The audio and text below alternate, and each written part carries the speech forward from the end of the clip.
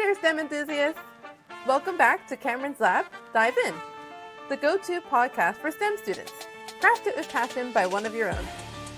I'm Cameron, your enthusiastic and ever-curious host. Buckle up for today's insightful episode. Ready to dive in?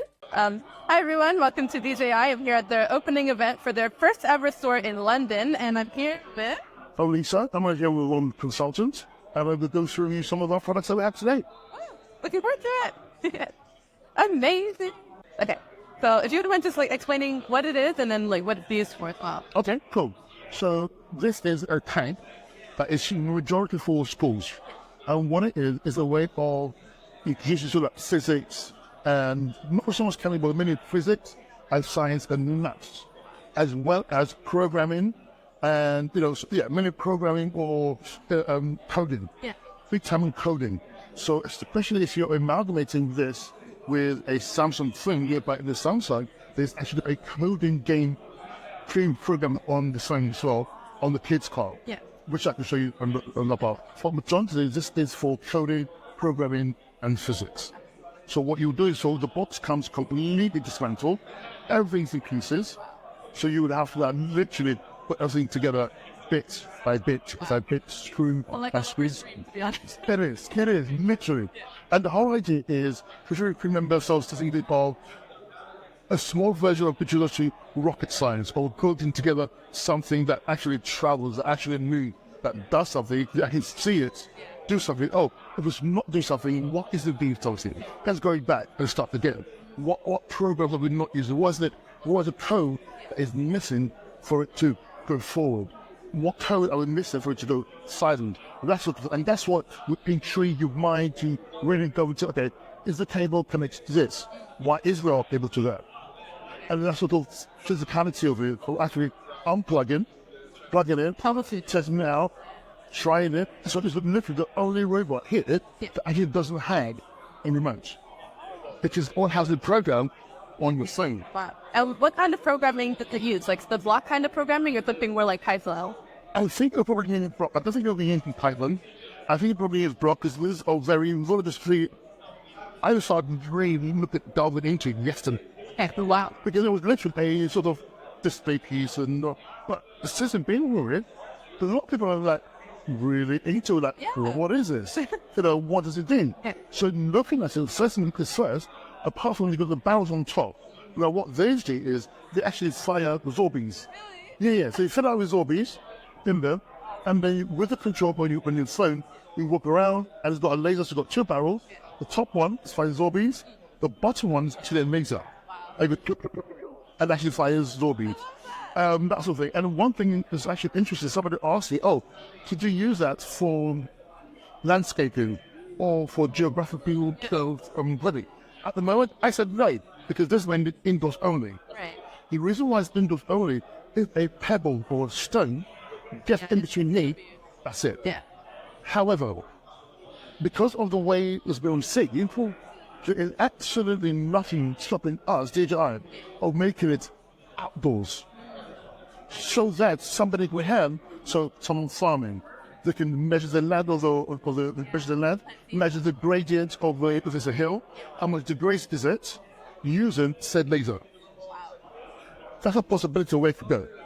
I said, on the first one, it's a little bit of fun, it's a little bit of, tricky with it, but the possibilities are, say you can use the measuring distance between A and B between someone's land, the gradients of the degree of is it how green it is, how hilly, how much rubble is it.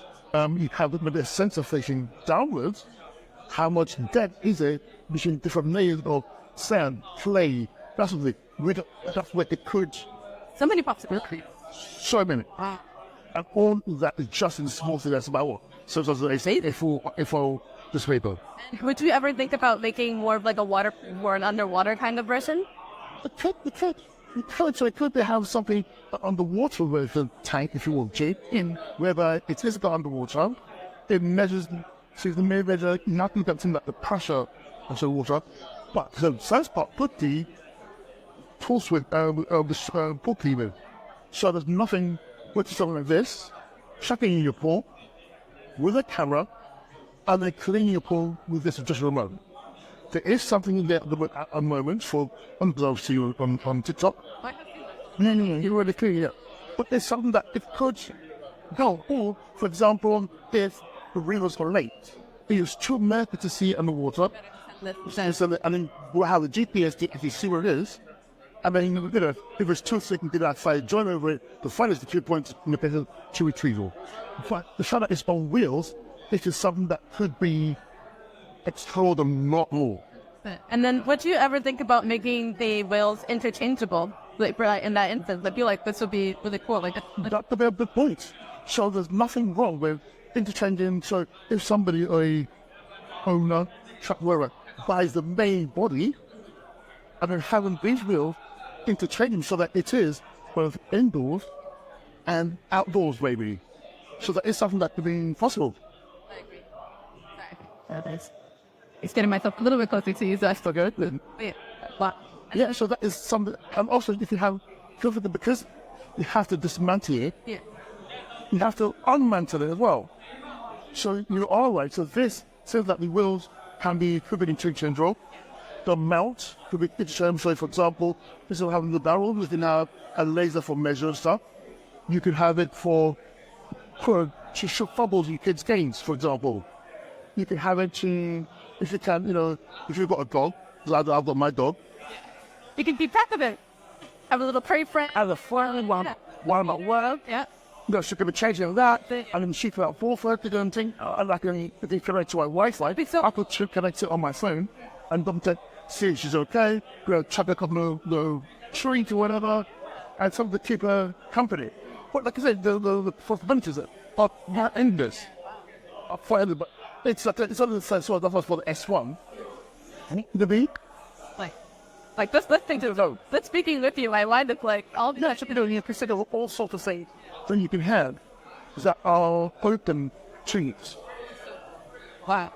Well, thank you so much. And then for students, you said it was like mostly for the schools. Yes, so for how do they get access to that? Like, would the school reach out or the DJI usually do that? Yes, so the school will reach out, and there's something like an education department for DJI, and this is probably the one thing that will be.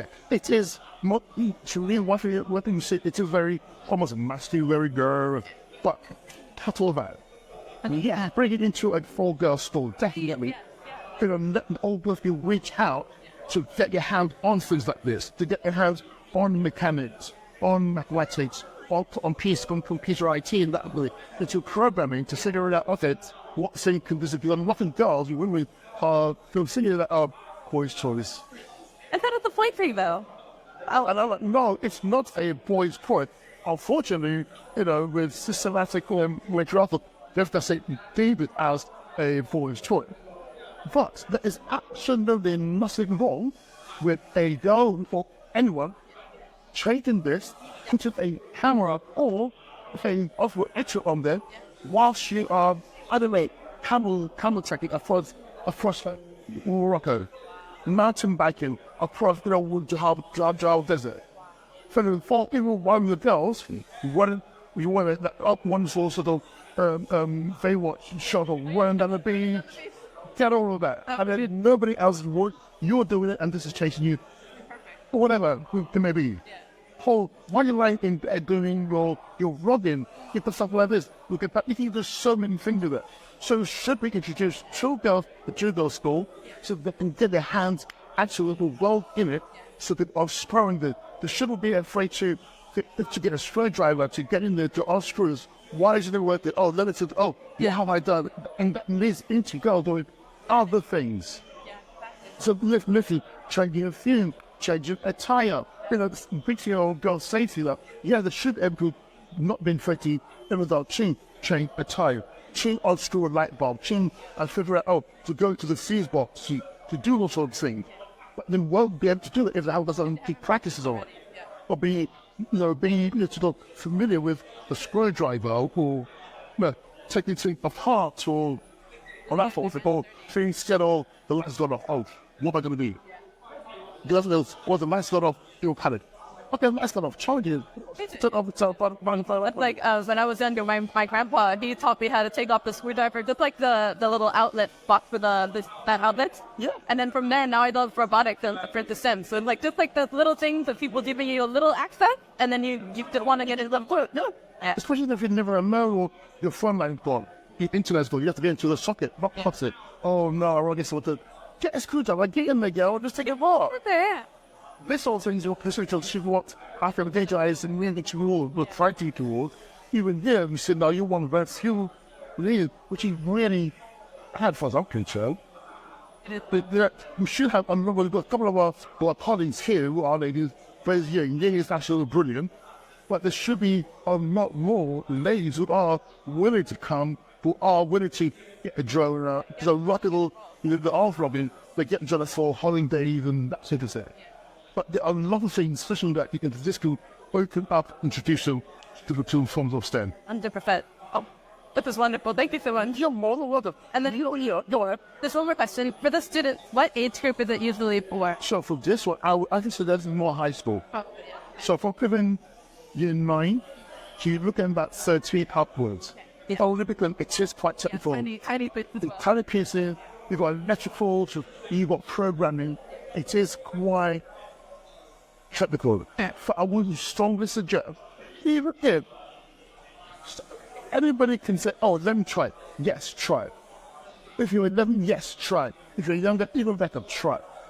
Help mum screw it or help Zama, I'll screw it. What my screwdriver? I'll give it. Help them get involved with it, no matter what age group it is. Even though I would say it is more to get old, some more the programming or the controlling, but there's nothing saying, take it, try it. Yeah. You never know. Somebody could support them along the way as well. Simple as that. Possible. Thanks for. Hi again, awesome listener. That wraps up another deep dive of Cameron's Lab Dive In. Before you dive back into your day, see what I did there? Take a second to hit that subscribe button so you never miss an episode. Want a behind the scenes look? Bonus content? Or just some good old STEM fun? Follow me on my socials, Instagram, TikTok, and YouTube at Cameron's Lab.